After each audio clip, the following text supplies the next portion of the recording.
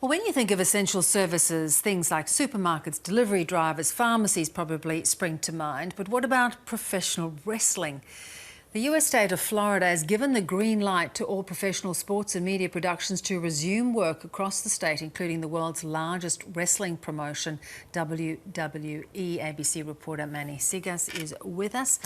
How did they arrive at this decision? It's an interesting one, isn't it?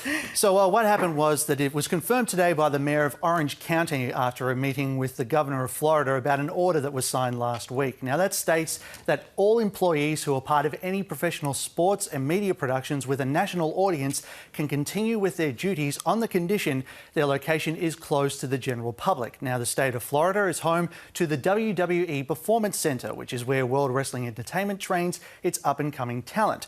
But for the past few weeks, it's been used to pre-record its weekly television shows without an audience. They usually tour the country to packed stadiums. So the mayor of Orange County says, according to his conversation with the governor, WWE will be allowed to keep operating despite a number of restrictions because it's an essential business that's critical to Florida's economy, Bev. Well, I mean, essential, I'm not so sure, but how big is that business? Well, it is pretty big, Bev. According to Forbes, the WWE rakes in about $1 billion in revenue every year.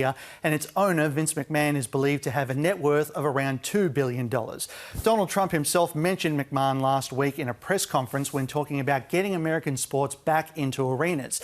And the two men have a very long and storied relationship as well. Now, WWE is also known for its crazy work and travel schedule, and it was taken to the next level earlier this month when WWE's biggest annual event, WrestleMania, still went ahead despite the pandemic.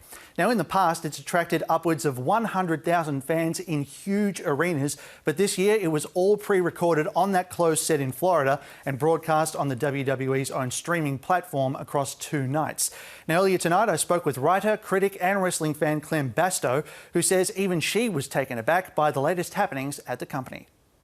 The fact that the WWE decided to go ahead with it kind of spoke a little bit, I think, to their level of, shall we say, mercenary approach to this time. And again, it just comes down to the talent. You know, it's potentially dangerous for them. And while I totally appreciate that for a lot of people, you know, we're having the same issue here with football. A lot of people use football as for a sense of community, for emotional release. It's the same with wrestling. The idea that it wouldn't be there obviously is very difficult for a lot of people, but I don't think the fans want to run the risk of those performers getting sick. And when you're right in somebody else's face for, you know, 15, 20, 30 minutes, as you are in a match, that then becomes quite dangerous. I don't think you can claim that Florida's, you know, GDP lives or dies on whether or not the WWE goes ahead. So this idea that it's an essential service is, yes, in theory, it's essential for all of us fans, but, you know,